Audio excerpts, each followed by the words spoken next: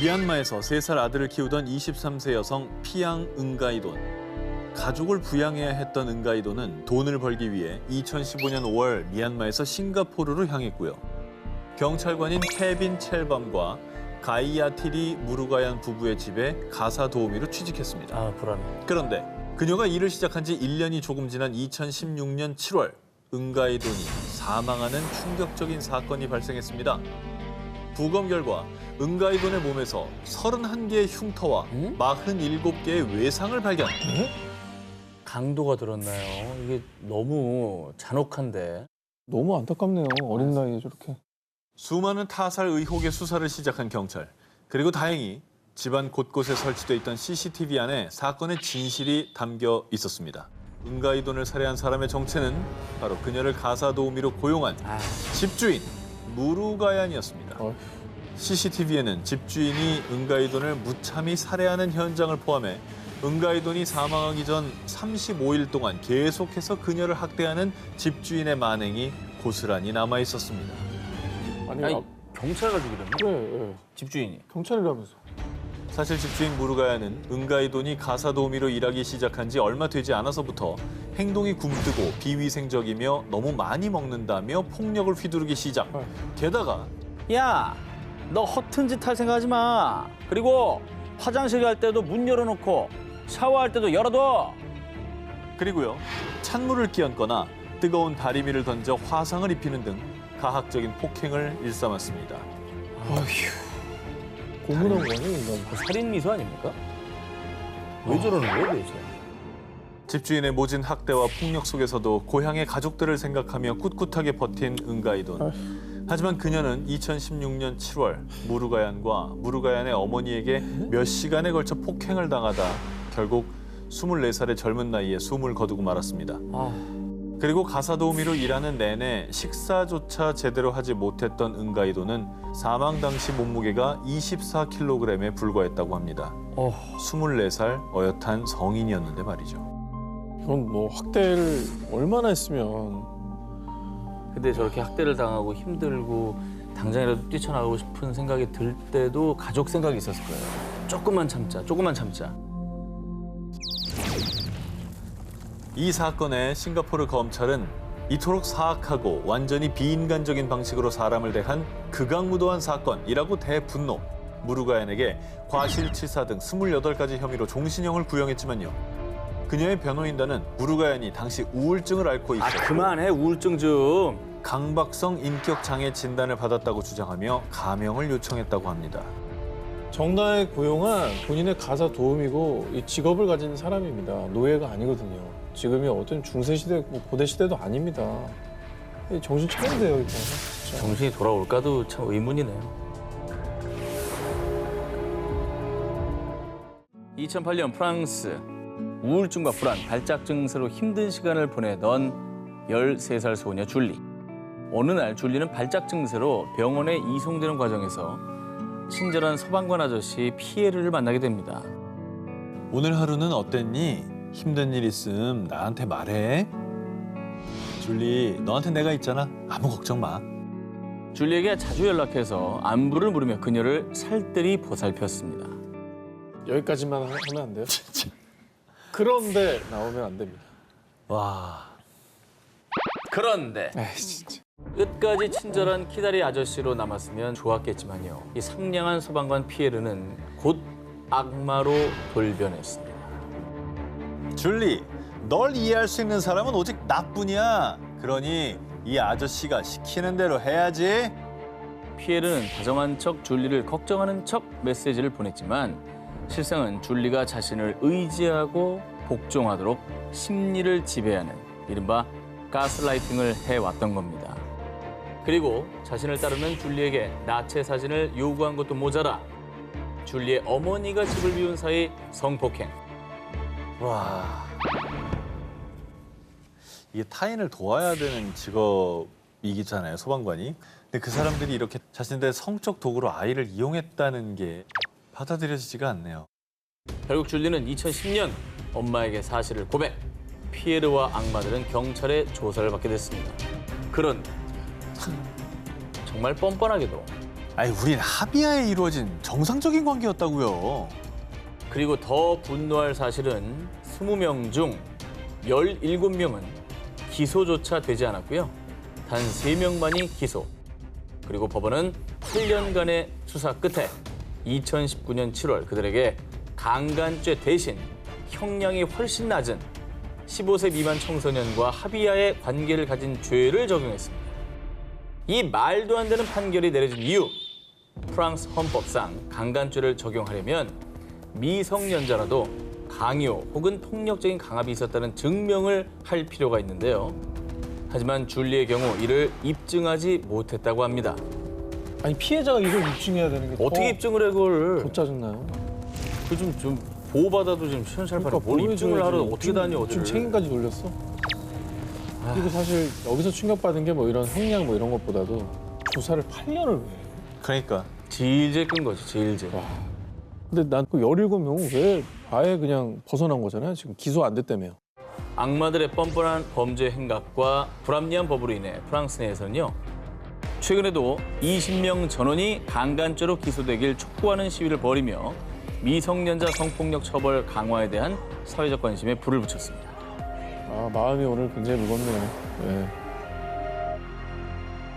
자, 이번에도 누구보다 타인을 보살피고 헌신해야 할 직업의식을 저버린 악마들의 만행을 고발해보겠습니다. 올해 3월 인도 우타르 프라데시주 위장 질환으로 2번째 긴급 수술을 받게 된 3살 소녀 쿠시 미슈라.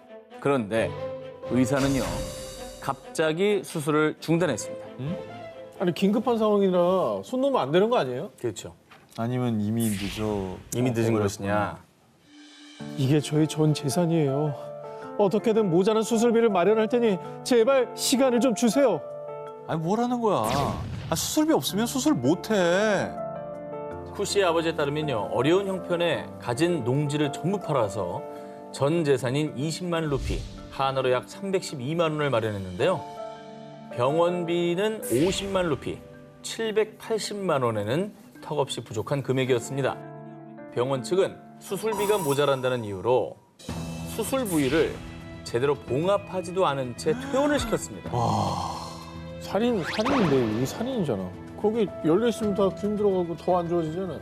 그거 알면서 알만한 사람들이 의사가 이게 뭐야.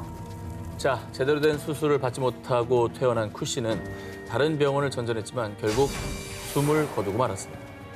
그리고 당시 코에 의료 호스를 꽂은 채 병원에서 쫓겨난 쿠 씨의 모습이 담긴 사진이 SNS에 공개되자 사람들은 대분노. 그리고 언론에서도 소녀의 죽음과 비인간적인 병원의 실태라고 대대적으로 보도하며 논란이 일었는데요. 한편 논란이 지속되자 주정부에선 조사에 나섰고요. 국가아동권리보호위원회에서도 처벌을 촉구. 하지만 병원 측은 사실 무근이라며 자신들의 잘못을 인정하지 않고 있습니다. 뭔 사실 무근이야. 아니 저 아이가 마취해서 깨서 얼마나 아팠겠어요. 그 봉합 그 고통 속에 죽어가는 모습 부모는 또 다 봤을 거 아닙니까? 아 진짜 눈물 나네. 눈에 담긴 아이의 모습은 저런 모습이었을 거 아닙니까? 아 꺼져가는 생명이 당신에게는 그저 한낱 돈으로밖에 안 보였나요?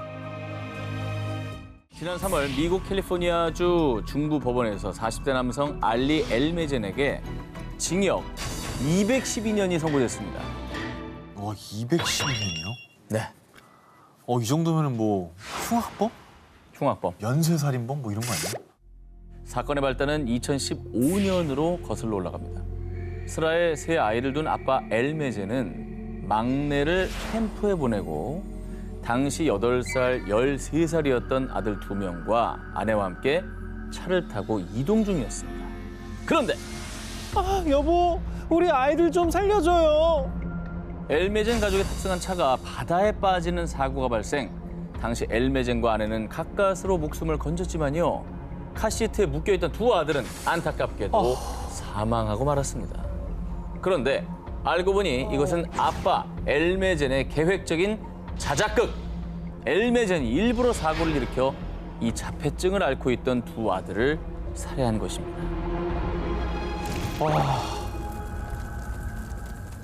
엘메젠이 이토록 끔찍한 짓을 벌인 이유, 바로 보험금 때문이었습니다. 경찰 수사 결과 밝혀진 놀라운 사실. 아빠 엘메제는 2012년 7월부터 불과 8개월 사이에 가족들 명의로 8개의 생명보험에 가입. 연소득의 5분의 1을 생명보험료로 내고 있었던 겁니다. 에휴, 누가 봐도 이건 보험을 가입해서 타내기 위해서 그렇죠. 계획 범죄를 저지른 겁니다. 아 그럼 와이프는 이거 동참한 거예요?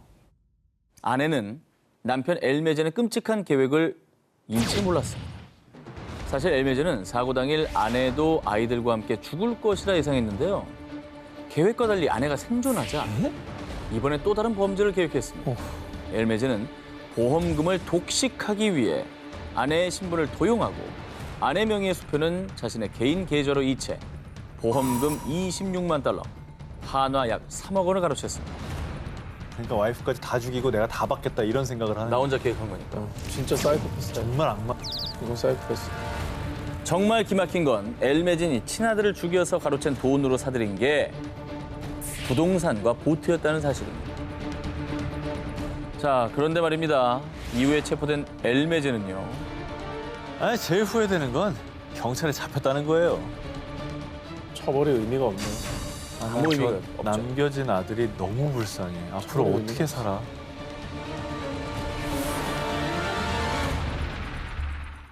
2015년 1월 7일 중국 광저우 90대 노인 펑 씨의 가족들에게 전해진 비보. 아버님이 세상을 떠나셨어요. 얼른 오세요. 펑 씨가 숨을 거두었다는 요양보호사 천이핑의 연락이었습니다. 이후 가족들은 깊은 슬픔에 빠졌는데요. 그런데 전날까지만 해도 식욕도 좋고 건강했던 이 펑 씨가 갑작스레 세상을 떠나자 유가족들은 어딘가 미심쩍은 생각이 들었고요. 게다가 저희 어머님도 그 사람이 맞고 얼마 안 돼 돌아가셨어요. 장례식장을 찾은 친척의 결정적 증언으로 가족들은 해당 사건을 공안에 신고, 이후 펑 씨의 사망 직후 사라진 한 사람을 긴급히 체포했습니다. 그러면 이제 자연사는 일단 아니란 얘기고 살인 사건이었다는 얘기네요. 그렇습니다. 펑 씨 살인 사건의 용의자는 펑 씨 사망 하루 전부터 펑 씨를 돌보던 요양보호사 천이핑이었습니다. 그리고 체포 직후 그녀가 털어놓은 충격적인 진술. 하루라도 더 빨리 월급을 받으려고 내가 그 노인네 죽였어요. 그 월급을 빨리 받으려고 노인을 죽여요? 사람을 죽여? 공안 조사 결과 천이핑은 전문 자격증도 없던 가짜 요양보호사였습니다. 그녀가 서명한 계약서에는 근무 한 달을 다 채우지 않더라도 한 달치 임금 전액을 보장받는다라는 내용이 명시되어 있었던 겁니다. 일 들어가려고 죽인 거예요? 그렇습니다. 천이핑은요, 하루라도 빨리 월급을 받기 위해서 펑 씨를 맡은 지 겨우 17시간 만에 목을 졸라 살해. 그러고는 뻔뻔하게 가족들에게 사망 소식을 전한 뒤 월급을 챙겨 유유히 사라졌던 겁니다. 환자를 맞자마자 그러면 몇 시에 죽이지? 이 생각을 하고 있었던 그렇죠. 얘기죠. 한 달 안 채워도 받을 또 받으니까. 근데 아까 이 사람이 맡았던 다른 어르신도 돌아가셨다 그랬잖아요. 그렇습니다. 가짜 요양보호사 천이핑이 펑 씨를 맡기 전 펑 씨의 친척 노인 두 분을 담당했었는데요. 그들 역시 천이핑이 맡은 지 불과 하루 이틀 사이에 사망했었던 겁니다. 그런데 당시에는 살인 사건이 아닌 노인들의 단순 급사로 마무리됐었던 거죠. 자, 그리고 더 충격적인 건요. 그녀가 노인을 살해한 뒤 받은 월급은 3,000위안, 한으로 약 50만 원 정도였다는 겁니다. 고작 50만 원 때문에 한 사람의 소중한 목숨을 빼앗은 거네요. 그리고 지난해 법원은 고의살인죄로 천이핑에게 사형을 선고, 지난 1월 30일 사형이 집행됐습니다. 당신은 인간의 자격조차 없는 악마 그 자체입니다. 2021년 2월 28일 미국 오하이오주에 위치한 한 경찰서에 아이가 사라졌다는 실종 신고가 접수됐습니다. 당시 경찰서장은 사건 경위를 조사하기 위해 신고자들에게 아이의 마지막 모습에 대해 물었는데요. 그러자 자신이 엄마라고 밝힌 브리테니 고스니는요. 저희는 집에 있었고 아이가 혼자 공원에 간다고 나갔는데 사라졌어요. 그리고 엄마 고스니의 남자친구라고 밝힌 제임스 해밀턴은 이렇게 답했습니다. 글쎄요. 제가 마지막으로 본 게 언제였더라? 기억이 안 나는데요. 아이가 실종된 것 치고는 이상하리만큼 차분한 말투에 두 사람의 진술이 일치하지 않자 경찰서장은 신고한 이들을 의심, 강하게 추궁했는데요. 그러자 고스니의 입에서 나온 충격적인 고백. 아 그래요. 사실 제가 죽였어요. 사건은 실종 신고 이틀 전으로 돌아갑니다. 세 자녀와 함께 한 공원으로 나들이를 떠난 엄마 고스니. 공원에 도착한 그녀는 6살 아들 제임스 허치슨을 혼자 버려두고 나머지 자녀들만 차에 태운 채 그대로 출발한 건데요. 버린 거예요? 버린 거야? 왜 쟤만 놔두고? 혼자 버려지자 겁에 질려 다급하게 자동차 문 손잡이를 잡고 매달린 허친슨. 그런데 말입니다. 엄마 고스니는 이를 보고도 전혀 동요하지 않고 냉정하게 속력을 냈습니다. 결국 허친슨은 자동차에 매달린 상태로 끌려가다가 도로 위에 내팽개쳐졌고요. 떨어지면서 머리를 크게 부딪혀 결국 사망하고 말았습니다. 어머머머. 그리고 그 충격적인 장면을 차 뒷좌석에서 다른 두 아이들이 똑똑히 보고 있었습니다. 문 손잡이를 잡고 달렸다고 그랬잖아요. 근데 이게 본능적으로 알았던 것 같아요. 나 버려지겠구나.